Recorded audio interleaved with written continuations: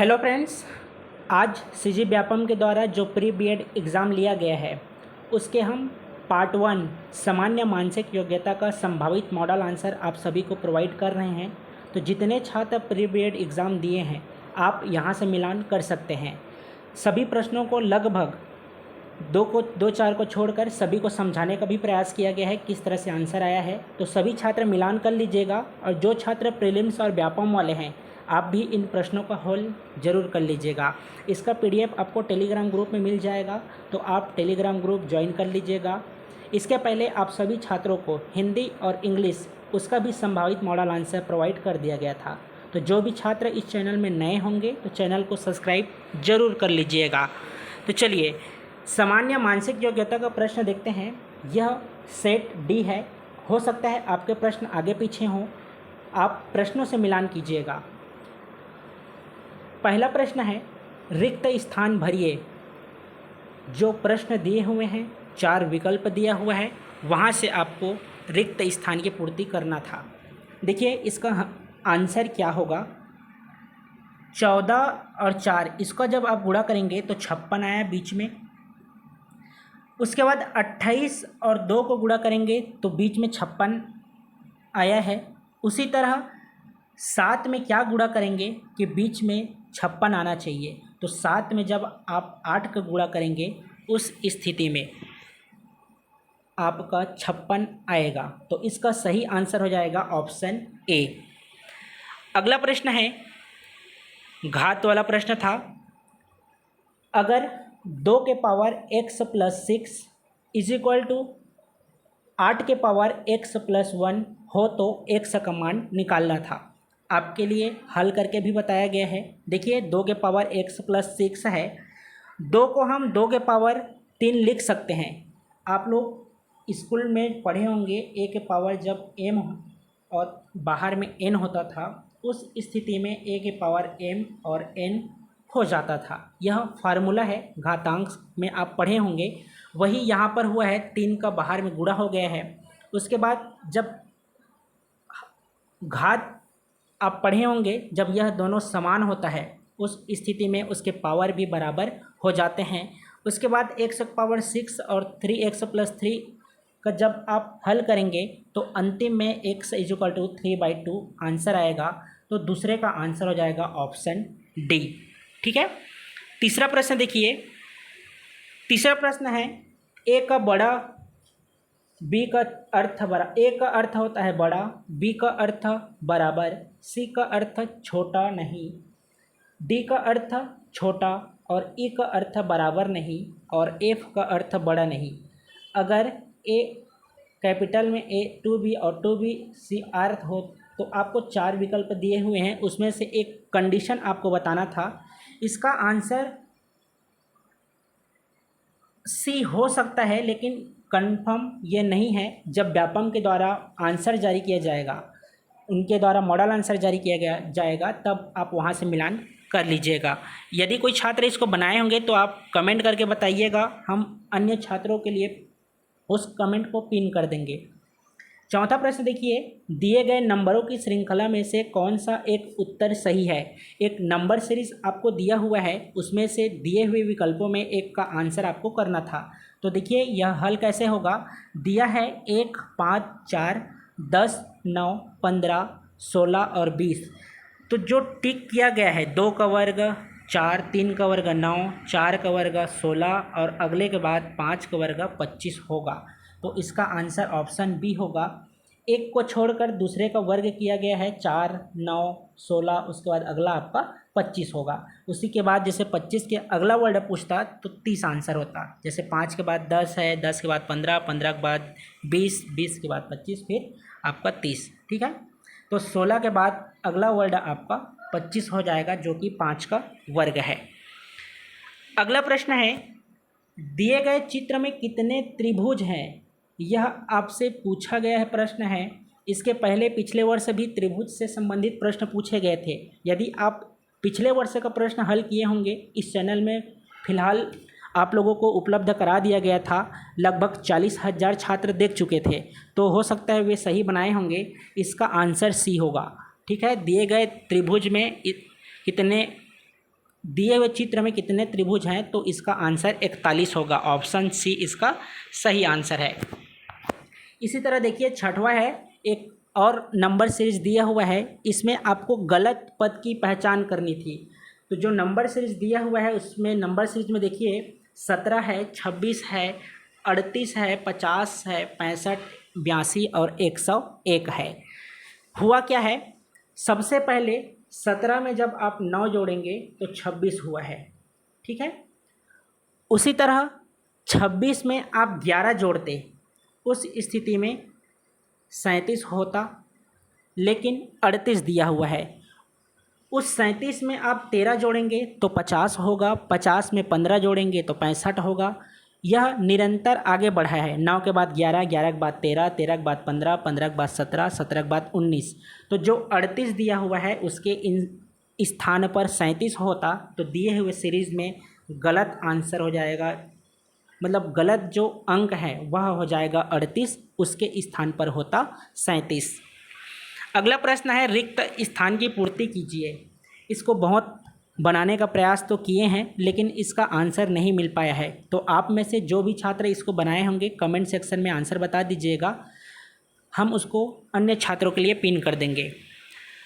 अगला है, प्रश्न चिन्ह के स्थान पर निम्न में से कौन सा आकृति होना चाहिए। जो आपको प्रश्न दिया हुआ है 3 आकृति के साथ, चौथा आपसे पूछा जा रहा है, तो इसका आंसर हो जाएगा ऑप्शन डी, ठीक है। 8वां का आंसर ऑप्शन डी होगा। अगला प्रश्न है, यदि ई को आर कहा जाता है, ई को 2, आर को 5 तथा टी को 7, डी को 3, एस को 4, आई को 6 और एन को 9 से दर्शाया जाए और अक्षरों को उल्टे क्रम में लिखा जाए, तो रेसिडेंट को कैसा लिखा जाएगा, यह आपसे पूछा जा रहा है। तो सबसे पहले तो जो जितने भी अंक दिए गए थे आपको उसी तरह से लिख लेना था। उसके बाद जैसे आप मिलान करेंगे, आर के नीचे 5 लिखे हैं, ई के नीचे 2 लिखे होंगे, एस के नीचे 4 होगा, आई का 6 दिया हुआ है, डी का 3, ई का 2, एन का 9 और टी का 7। ये आपके प्रश्न में दिए हुए हैं, लेकिन आपको ध्यान देना था उल्टे क्रम में लिखा जाए। यदि उल्टा क्रम में लिखेंगे तो क्या आंसर होगा, यह आपसे पूछा गया है। तो आप इसका उल्टा क्रम में लिखेंगे तो देखिए पीछे से आपको लिखना था 7, 9, 2, 3, 6, 2, 3, 6, 4, 2, 5, अर्थात ऑप्शन बी इसका सही आंसर होगा, ठीक है। अगला प्रश्न है, दिए गए प्रश्न में 4 शब्द दिए गए हैं, एक शब्द अन्य 3 से भिन्न है, तो भिन्न शब्द का चुनाव कीजिए। तो इसका सही आंसर हो जाएगा ऑप्शन सी, ठीक है। बाकी जो दिए हुए हैं आपके विदेशी मुद्राएं हैं, डॉलर, येन, फ्रेंच, ठीक है। सी इसका सही आंसर होगा। अगला प्रश्न देखिए, एक करणीय रूप में आपको प्रश्न दिया गया है वर्गमूल की तरह। आपको इसको क्या है, सबसे पहले एलसीएम लेना था। 24 का एलसीएम, 216 का एलसीएम और 96 का एलसीएम। जो वर्गमूल के रूप में बाहर आ रहे थे उन संख्याओं को आपको बाहर करना था। जैसे 24 को 2/√6 से लिख सकते हैं, 216 को 6/√6 से लिख सकते हैं, उसी तरह 96 को 4/√6 से लिख सकते हैं। उसके बाद देखिए कॉमन आप 2 लेकर बना सकते हैं, √6 प्लस जो 3 बच जाएगा वह अंदर में, जब यह अंदर का जो समान रहता है उस स्थिति में जुड़ जाता है। तो इस तरह से जब आप हल करेंगे तो अंतिम में 2 आंसर आएगा, तो ऑप्शन सी इसका सही आंसर होगा, ठीक है। अगला प्रश्न है, दिए गए 4 आकृति में एक आकृति अन्य से भिन्न है, भिन्न आकृति चुनिए। 4 आकृति दिए हुए हैं, या तो देखिए इसका आंसर ए हो सकता है या डी हो सकता है। अब यह आपको मॉडल आंसर से पता चलेगा कि ए आंसर लिया जा रहा है या डी लिया जा रहा है, ठीक है। तो ए या डी हो सकता है। अगला प्रश्न है, दिए गए चित्र में एक पासे की 2 अलग अलग स्थितियां दी गई है, तो एक के विपरीत सतह पर कौन सा अंक होगा आप सभी को बताना था। तो देखिए इस तरह के जो प्रश्न पूछे जाते हैं पिछले वर्ष भी आपको बताया गया था, जब मॉडल आंसर आपको बताया गया था तो कैसे हल करते हैं। कहीं भी दो शब्द दिया रहता है, दो अंक दिया रहता है, सॉरी, जब दो अंक दिया रहता है, दोनों जो घन है उसमें समान मिले, तो आप एक अंक को लीजिए, चाहे 4 को लें या 5 को लें, उसके बाद उसे क्लॉकवाइज में लिख लें। जो घड़ी की दिशा जिस तरह से उनके कांटे चलती हैं उसी तरह आप लिख लें। तो जैसे हम यहाँ से लिए हैं तो 4 5 1, तो जिस अंक को आप पहले घन के लिए लिए हैं उसी को आप दूसरे पासा के लिए, दूसरे पासा को उसी रोटेट में आप उसको घुमाएंगे। तो अगला होगा 4 5 2, इस तरह से। तो 4 5 2, तो जो शब्द दिया हुआ है तो एक का विपरीत क्या हो जाएगा, 2 हो जाएगा। तो आपसे पूछा जा रहा है एक के विपरीत सतह पर कौन से अंक होंगे, तो 2 होगा। यदि वही मान लीजिए 4 का पूछता या 5 का पूछता, उस स्थिति में हम निर्धारित नहीं कर सकते थे क्योंकि यहाँ 2 अंक लगभग समान हो रहे थे। ठीक है, तो एक का विपरीत हो जाएगा ऑप्शन ए अर्थात 2। अगला प्रश्न है, किस गणितीय चिन्ह का प्रयोग करके जो समीकरण दिया हुआ है उसको हम 10 के बराबर ला सकते हैं। देख लीजिए समीकरण, पहले आप प्रश्न को देखिए, 50 दिया हुआ है, फिर प्लस 150 है, फिर भाग में 1/5 प्लस 20 गुणित 10, सॉरी 100 माइनस 10, और इसको हल करके आपको 100 लाना है। तो आपके पास 4 विधि दिया हुआ है, तो हम सीधा आंसर को लेकर चलते हैं। जैसे ऑप्शन डी है, आपको प्लस के स्थान पर माइनस लेना था, गुणा के स्थान पर प्लस लेना था, और भाग के स्थान पर जब गुणा का प्रयोग करते और माइनस के स्थान पर भाग का प्रयोग करते, उस स्थिति में आपका 10 आंसर आता। यहाँ से देख लीजिएगा, ये प्रश्न है आपके, इसके सॉल्यूशन यहाँ पर हल किया गया है। स्क्रीनशॉट ले लीजिए, इसका सही आंसर होगा ऑप्शन डी। ठीक है, बस जो चिन्ह दिए हुए हैं वहाँ आपको परिवर्तन करना था, उसके बाद हल करना था, तो इसका आंसर ऑप्शन डी सही होगा। ठीक है, अगला प्रश्न है, रिक्त स्थान की पूर्ति करें। प्रश्न क्रमांक 15, रिक्त स्थान की पूर्ति करें। जैसे पहले में दिया हुआ था त्रिभुज में 75 दिया हुआ है, 3 और 4 दिया हुआ है, 255 में 6 और 7 दिया हुआ है, उसी तरह 9 और 11 में आपको प्रश्न चिन्ह के रूप में दिया गया है, तो अर्थात वहाँ पर आपको आंसर बताना था। तो इसका आंसर कैसे आया हुआ है देख लीजिए, यहाँ 3 है, 3 का वर्ग और 4 का वर्ग, इन दोनों का जब आप वर्ग करेंगे और उसके बाद जब जोड़ेंगे तो 25 होगा, और 25 में जब आप 3 का गुणा करेंगे उस स्थिति में 75 होगा। उसी तरह 6 का वर्ग और 7 का वर्ग करके दोनों को जोड़कर उसमें आप 3 का गुणा करेंगे तब आपको 255 प्राप्त होगा। उसी तरह 9 का वर्ग और 11 का वर्ग दोनों का वर्ग करके जोड़ेंगे तो 202 आएगा, और इसमें जब आप 3 का गुणा करेंगे उस स्थिति में आपको 606 प्राप्त होगा। ठीक है, यहाँ पर किनारे में हल किया हुआ है, देख लीजिए, स्क्रीनशॉट ले लीजिए, बाद में आप प्रैक्टिस करते रहेंगे तो इसका आंसर ऑप्शन सी सही होगा। अगला है, दिए गए चित्र में एक पासे की 6 सतह दी गई है, इसमें से आपको कौन सा पासा बनाया जा सकता है, ये 4 विकल्प हैं, इसको बताना था। प्रश्न एक बार और देख लीजिए, जो छात्र बीएड के एग्ज़ाम नहीं दिए हैं, इस तरह से आपको एक चित्र दिया हुआ है, इसमें से कौन सा पासा बन सकता है यह आपसे पूछा जा रहा है, तो इसका सही आंसर हो जाएगा ऑप्शन बी। ठीक है, ऑप्शन बी इसका सही आंसर है, आप उसी तरह से एक पासे का निर्माण कर सकते हैं। अगला प्रश्न देखिए, रिक्त स्थान भरिए, प्रश्न क्रमांक 17। यह भी लगभग जब आप नंबर सीरीज हल करते हैं तो इस तरह के प्रश्न देखने को मिलता है, और प्रत्येक वर्ष बीएड इंट्रेंस एग्जाम में लगभग 5 से 6 प्रश्न पूछे ही जाते हैं।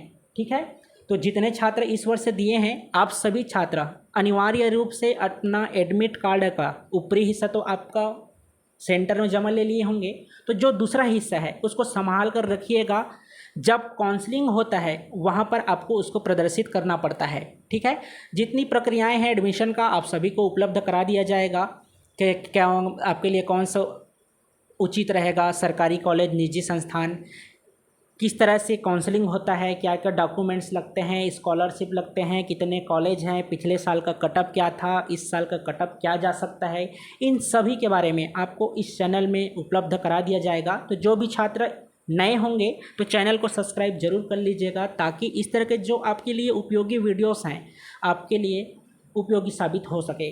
ठीक है, देखिए रिक्त स्थान की पूर्ति करना था। पहला दिया हुआ है 5 5 और नीचे 125 है, 4 4 नीचे 80 दिया हुआ है, तो 3 3 का नीचे क्या होगा यह आपको बताना था।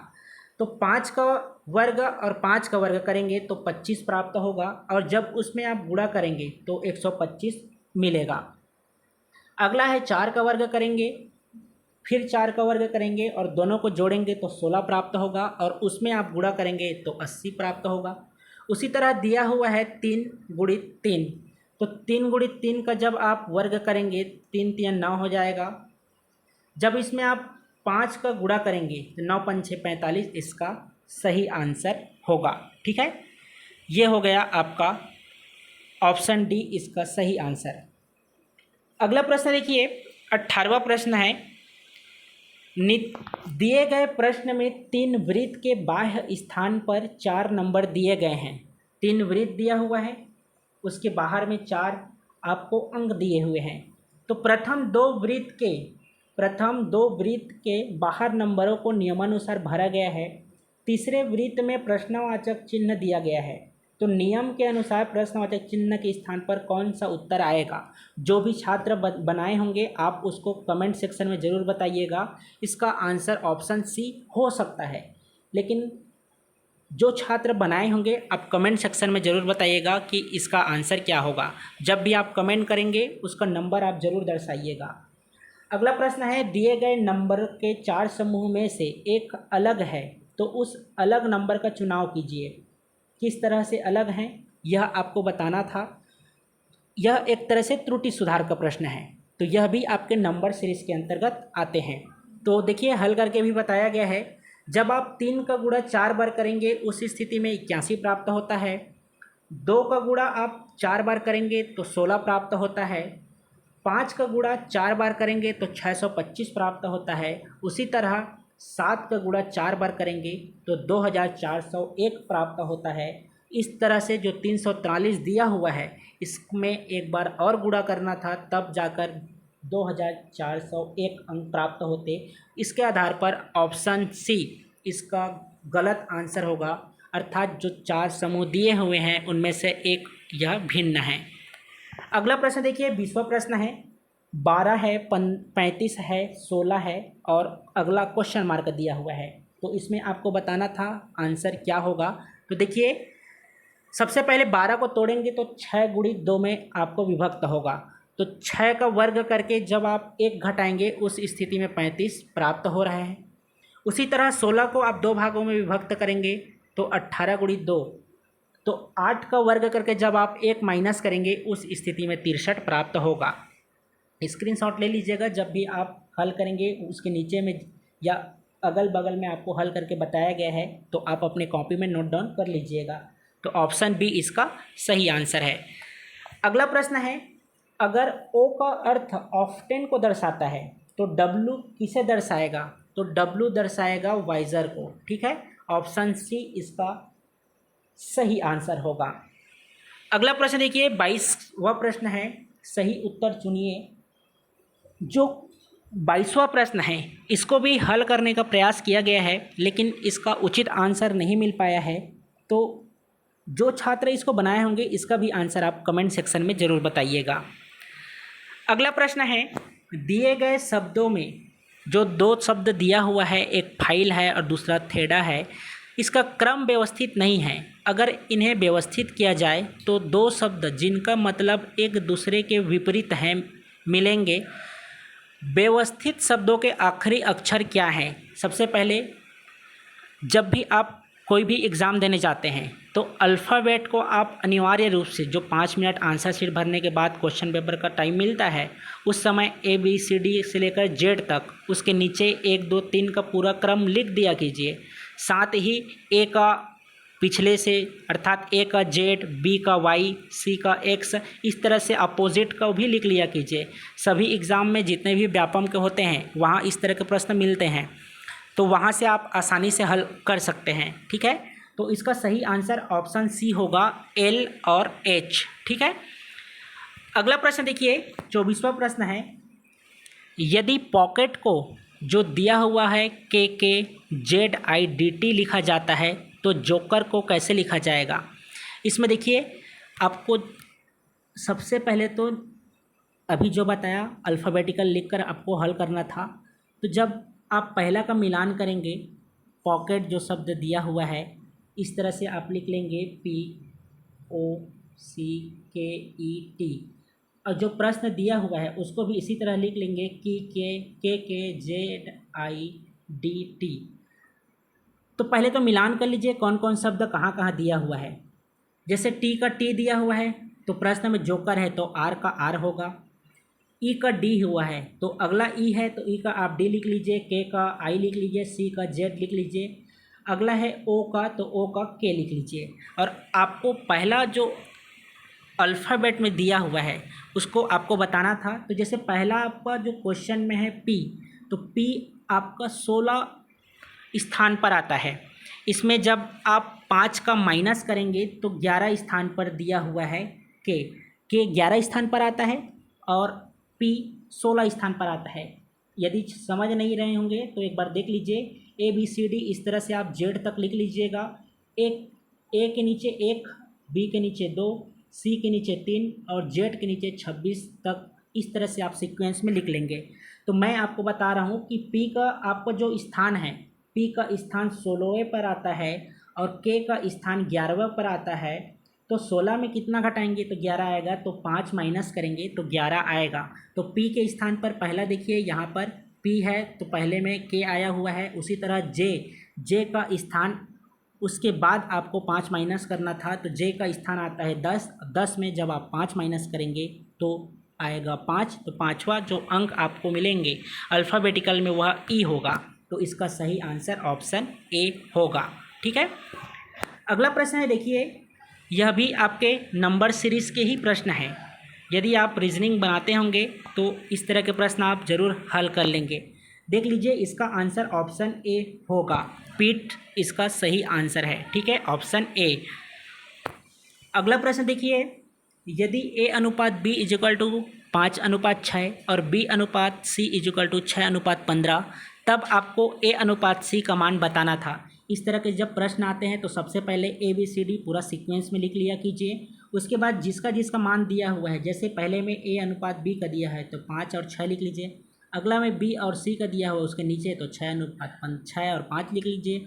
उसके बाद इस तरह से गुणा आप कर लिया कीजिए। इस तरह के प्रश्न पूछे ही जाते हैं। जैसे A का मान निकालना है तो 5 छक्का 30, B का मान निकालना है तो उसके नीचे में 6 छक्का 36, और अगला C का मान निकालना है तो B के साथ गुणा कर देंगे तो 15 छक्का 90। तो यह 30, 36 और 90 आएगा। आपसे A और C के बारे में पूछा जा रहा है तो A और C को ले लीजिए। जैसे 30 और 90 यहाँ पर आएगा तो इसका आंसर 1:3 हो जाएगा। ठीक है। जब भी आप दोबारा इसको देखेंगे तो जस्ट उसके बगल में हल किया हुआ है तो अपने कॉपी में नोट डाउन जरूर कर लीजिएगा, क्योंकि व्यापम के प्रश्न रिपीट होते ही हैं। ठीक है। अगला प्रश्न देखिए, 27वां प्रश्न है, अगर 9 गुणित 7 इजिक्वल टू 32 है, 13 गुणित 7 इजिक्वल टू 120 है और 17 गुणित 9 इजिक्वल टू 208 है, तब 9 गुणित 11 का मान क्या होगा, आपसे पूछा जा रहा है। तो यहाँ पर हल किया गया है, देखिए ध्यान से। 9 गुणित 7, तो 9 और 7 को सबसे पहले आप जोड़ दीजिए।